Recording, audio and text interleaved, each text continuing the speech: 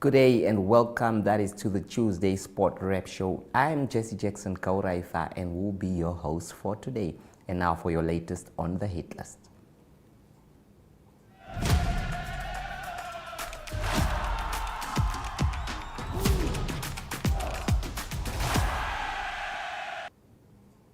Namibia's first woman official to serve as an official arbiter at an international competition has set her sights on returning with an international, that is arbiter AI title in the upcoming 45th World Champions Olympiad in Budapest, Hungary from today until 23 September.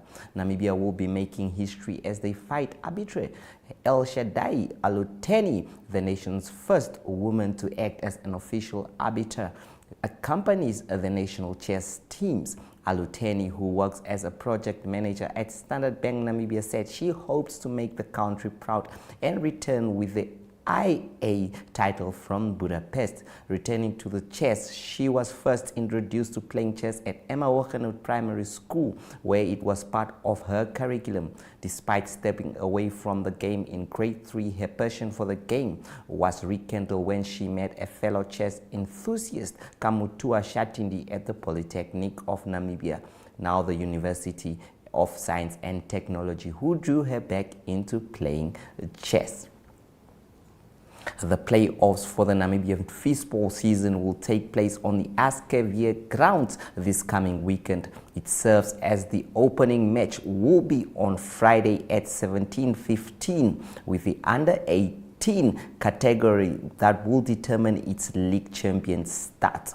The first matches of the National League A and B will start on Saturday from 8 o'clock in the morning. In the Youth League, last year's winner Escavier goes into the playoffs as the favorite after the first 4 league rounds. The Green and Whites are top of the table, leading by 5 points ahead of the SFCA. In the first semi-final, Escavier A will face club colleagues Escavier C, while SFCA, a string outfit featuring 6 national players, will play against Escavier B in the second semi-final. The Royal Blues need to improve their performance as they have not performed as expected this season, even though they make up 2/3 of the national team that will take part in the Under-19-18, the Under-18 World Cup in Chile at the beginning of November. The Darwin Junior tournament was held by the Namibia Tennis Association at the Tennis Plaza Court in Swakopmund last weekend. The 2-day event on Friday and Saturday featured entries from Erongo, Oshodonjupa, Khomas regions, with participants in the boys and girls categories ranging from under 12 to under 16, as well as the under 25 men's category. The tournament has gained significant traction in recent years and has been established as a crucial fixture on the country's junior tennis calendar. According to Daniel Dutoit, the national chairperson of junior tennis, stated that the tournament is more than just a platform for competition. Final standing of the girls under 12, we had Amelie Orendal, who was first. Second was Amelia Kutsie. And then at the boys under 12, it was Peter Gahuru who won the final against Emilsen Gola 6-3, 6-2. The boys under 14 saw Gabriel Gurirap finishing, that is first, while Emery Mabo was second. The girls under 16 saw Natalia Auses and then Hilia Nana Campbell. The boys under 16 saw Henlo Dutoit beat Kyle Els in the final 7-5, 7-6. The boys under 25 was Logan Blow, with Jenry Bruver finishing second. On to gymnastics now. A team from Windhoek Rhythmic Gymnastics Club has returned from competing at the Empress Invitational competition in Johannesburg last Friday and Saturday. 11 of the club's gymnasts competed from level 4 up to the senior level, accumulating 14 medals. That is, if you can see from left, there are Marlies Gerber, the coach, Alexander Diergaard, Amenge Kafidi, Lily Han, all at a level 7, and Vitus Sneyman, who was the judge. The Otapi Town Council announced Namibian thousand investment into its inaugural Mayoral Cup, which took place over the weekend. The tournament attracted a total of 42 teams, 25 soccer teams, 8 Legends teams, and 9 netball clubs. Otabi Mayor Selma Asino on Saturday said sport has the potential to drive social change and transformation by addressing critical issues such as education, gender equality, health, and peace. Asino, who made the remarks during the start of the Mayoral Cup on Saturday, said they invested in the event because council believes in the potential of young people in the region, as well as being confident in the transformative power of sport. We will now visit the marketplace, and after that we hear from our legend China Utoni in our Legends segment that is Golden Oldies.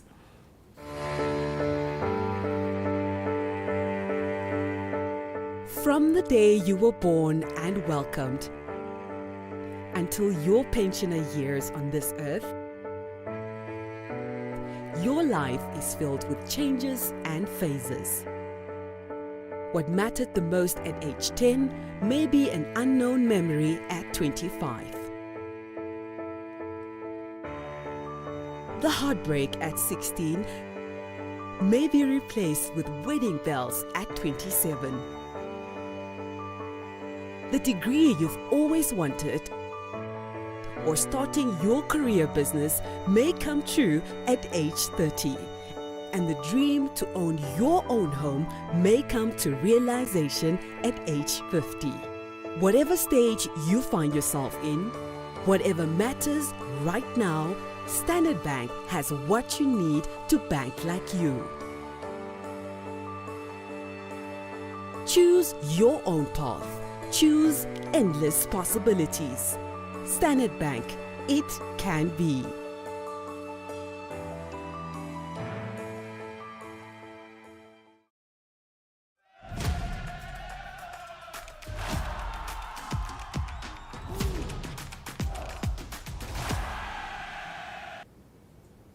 Now, this interview is derived from a time when Sport Rep visited, that is Tsumeb, and obviously a place where there is a lot of legend and talent. Obviously, these guys are from the past and they represented the Brave Warriors on several occasions. We just felt like we need to bring that back, and let's hear from China Utoni, a legend of the game, in terms of what he has said, what he had been up to at the time. Sport Rep is in Tsumeb, and we are here joined none other than China Utoni, a legend of the Brave Warriors. Many of you will remember a famous goal he scored that was against Bafana. Yeah. Yes. 98. So he is here today. So, Mr. Utoni, can you just tell us about your football career? I know many would know, they saw you in the Brave Warriors, but they don't know where you came from to join the Brave Warriors back then. Yeah, thank you very much. First of all, let me greet the nation. My name is mentioned already, China Simon Utoni. I was born in Tsumeb, Copper Town, beautiful town, paradise, they call them paradise. So, the age maybe age of 7 or 8, it's when I was starting playing the streets of football. So, when those years we were not allowed to go and play at the soccer field. We played just in the street. So where people saw my football and admire me, tell me, you are good, it what and everything. So I didn't hesitate, but I keep it calm, cool, and I stay humbled and I work hard. So with my career, my first football appearance, it's Black Tiger. I don't know which year it was. So it must be back in, in those years. Yeah. Black Tiger, it's one team who is playing this TCL. It's mixed with local people and these people who are working in the mine. It's where we combine the... So here in Tsumeb? Yeah, so here in Tsumeb. At the all compound, big one. So it's where I started my football career on the big field. So it's where we played, and then we went to Oshakati. Our first game, we went to play with what is the team from Mbwediwa? I cannot remember the team. No, it's fine. Maybe those days. I mean, it's a lot of years. You can't. Yeah, but the team is still continuing playing.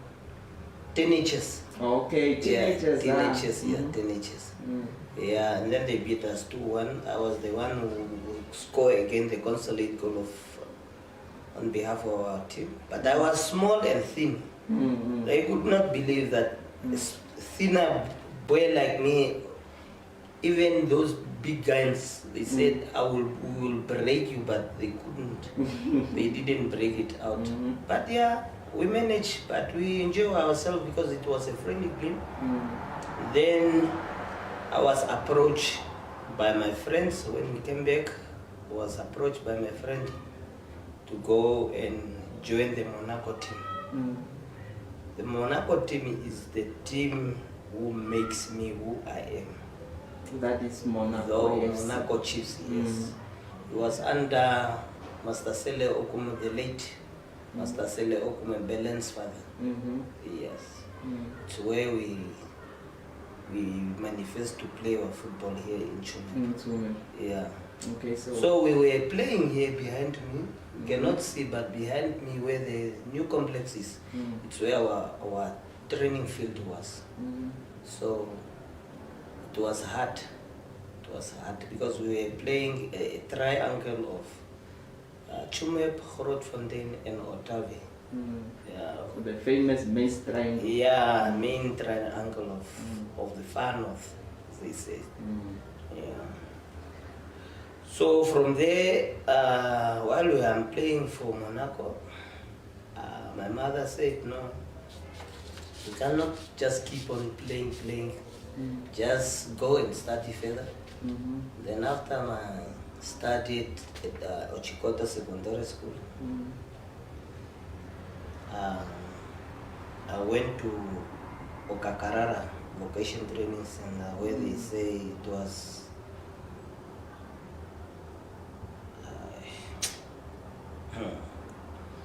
people, we are getting old also.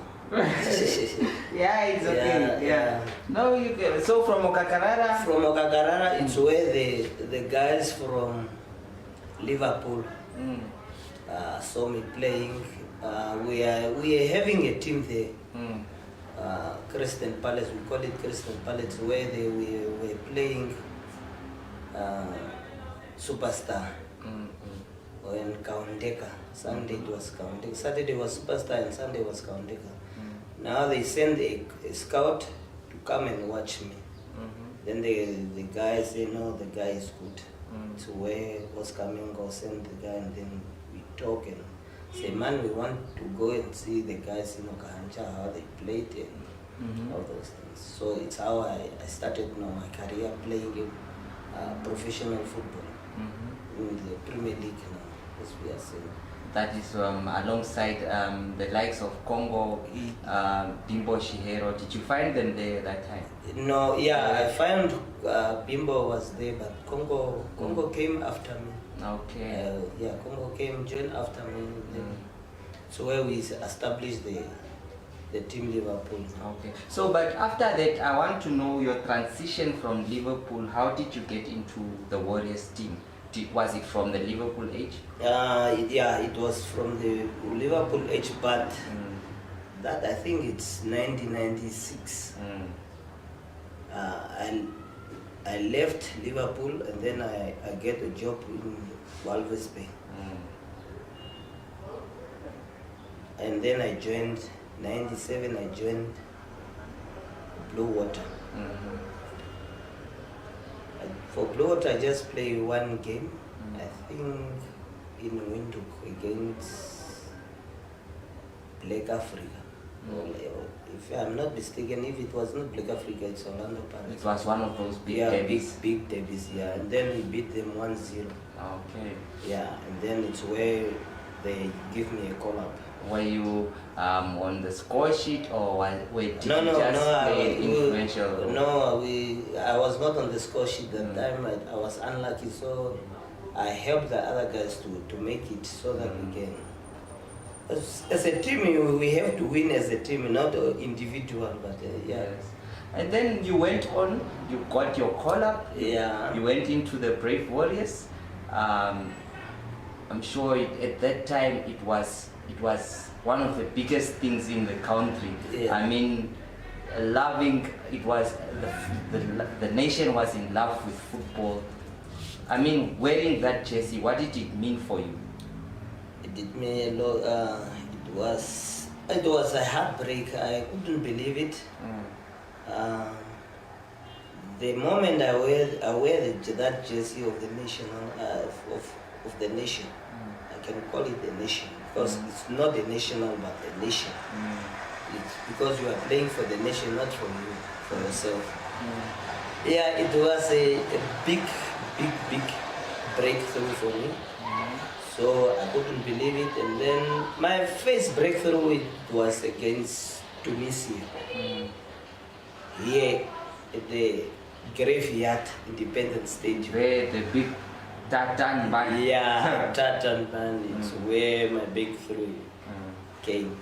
So I was just instructed to do basic things on the field, not to panic. And who was the coach that time? Rastem Mohane and Master Ubeyan, the corporal. Yeah, those are our mentors. So I just do what they told me, and it was not difficult to do it. So I played as a normal person, no? Because sometimes you feel under pressure, but for me, for the first time, it wasn't easy. And those days, I'm sure that the crowd would be packed to the capacity there, and it would be so. So you would expect a player making playing in such a big game to be nervous, but I'm sure the coaches always motivated you guys to feel confident, right? Yes, even the players also, they give me a lot of motivations. Say, don't worry, just play as you are playing at the local. Your local, as you play for Liverpool and Belvedere, it's the same people. Only the understanding. Focus, just focused. Okay. Yeah. Okay. What is one of the most memorable games you played? Let's say for the national team. One game that always goes through your mind that this match I really played football.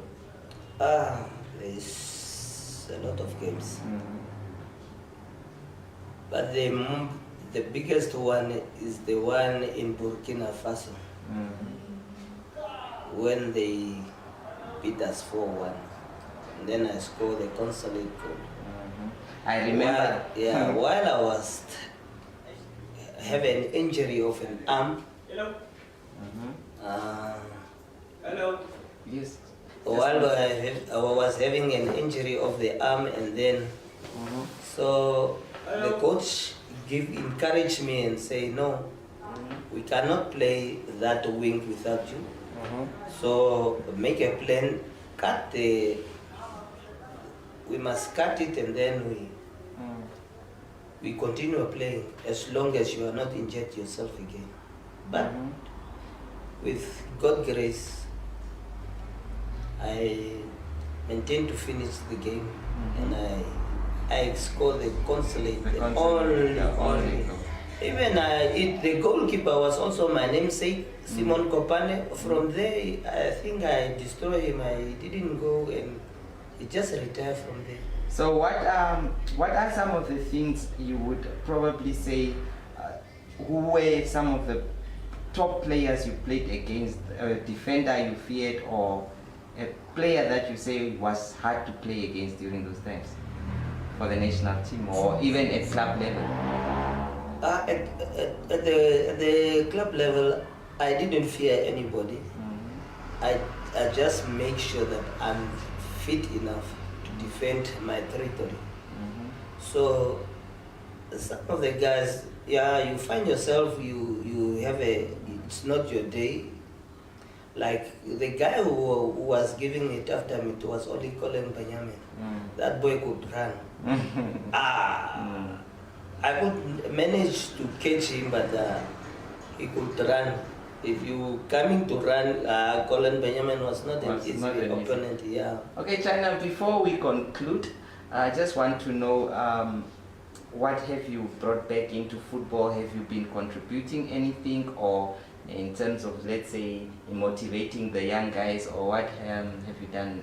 And what do you currently do? Business or? Currently now I'm in construction, doing construction, building houses, roads, anything. I'm jack of all trades. Yeah, but back to give back to the community and back to our little ones. Yeah, I'm helping there in hand with, like here in Chumeba, we support the Chico Academy. Now I'm preparing to sponsor also a Girls Academy. In few months, you will see it. You people will see it also. There is also one in Ongwediva, Chikulo Academy. That one is also in the pipelines. Okay. So, yeah. Well, it has been a pleasure being with you here, Mr. Utoni, and it was also a pleasure watching you and actually scoring that goal, that famous goal. We still remember it. Thank you so much. You're welcome, sir. You are anytime welcome. All right. The door is open for you. Okay. Thank you very much to have you, and God bless. Okay.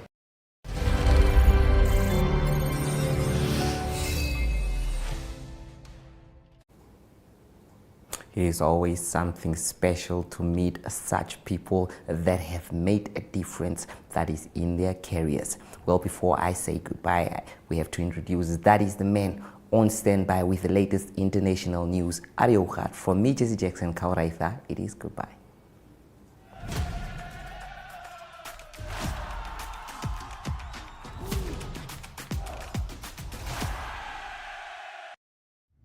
Good day everyone, time for international sports news, and starting off with soccer news first. It is the Nations League that continues, European teams playing in that, and it is in Group 2. It was two big games that was played. The first one was France that beat Belgium. That game was played in Lyon, a big win for France, beating Belgium by 2-0, and it was an important win for France after losing their first game to Italy in the Nations League. And it was Kolo Muani that scored in the 29th minute for France, and then also Dembele in the 57th minute, and a good win for France in Group 2. And then also Italy, they played against Israel. That game was played on a neutral ground. It was played at the Bosniak Arena in Hungary, in Budapest, and it was Italy that beat Israel by 2-1. Other results from Monday, it was Turkey that beat Iceland. That was a home game for Turkey by 3-1, and then Norway too strong for Austria by 2-1.